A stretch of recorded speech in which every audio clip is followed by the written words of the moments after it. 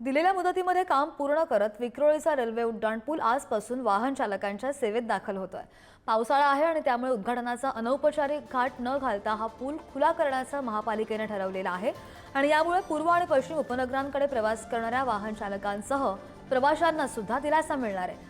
नागरिकांची गैरसोय होऊ नये यासाठी पूल खुला करण्याचे आदेश मुख्यमंत्री देवेंद्र फडणवीस यांनी महापालिकेला दिलेत आणि यानुसारच आज संध्याकाळी 4 वाजल्यापासून ही वाहतूक सुरू करण्यात येणार आहे। पुलामुळे विक्रोळी पश्चिमेकडील लाल बहादूर शास्त्री मार्ग आणि विक्रोळी पूर्व बाजूस पूर्व द्रुतगती महामार्ग जोडले जाणार आहेत। परिणामी प्रवास वेळेत 30 मिनिटांची बचत होणार आहे। विक्रोळी पूर्व पश्चिम यांना जोडणारा अनेक दिवस चर्चेत आणि प्रतीक्षेत असलेला विक्रोळी उड्डाणपुलाचं आज नागरिकांसाठी खुला करण्यात येणार आहे। आपण माझ्यामागे हा विक्रोळीचा उड्डाणपूल पाहतोय। गेले अनेक वर्ष या पुलाचं काम आहे ते या ठिकाणी सुरू आहे।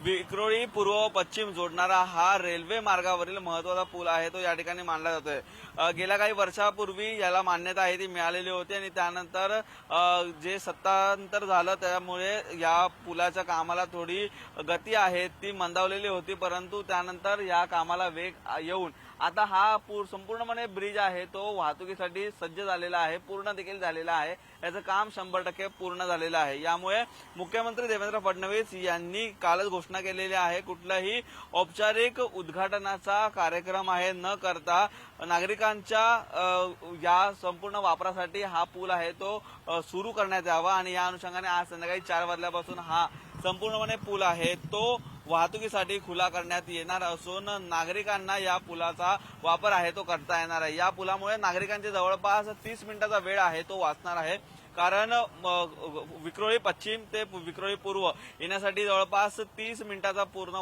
विळखा घालून या ब्रिजच्या इकडे यावं लागत होतं। तसेच या ठिकाणी पूर्वला जाण्यासाठी तेवढा वेळ लागत होता, परंतु हा जो ब्रिज आहे तो झाल्यामुळे आता नागरिकांचा प्रवास आहे तो अधिक जलद गतीने होणार असून LBS मार्ग तसेच इतर मार्गावर होणारी जी वाहतूक कोंडी आहे त्याला देखील एक सुटका आहे। त्या वाहतूक कोंडीतून या नागरिकांचा होताना आपल्याला पाहायला मिळेल।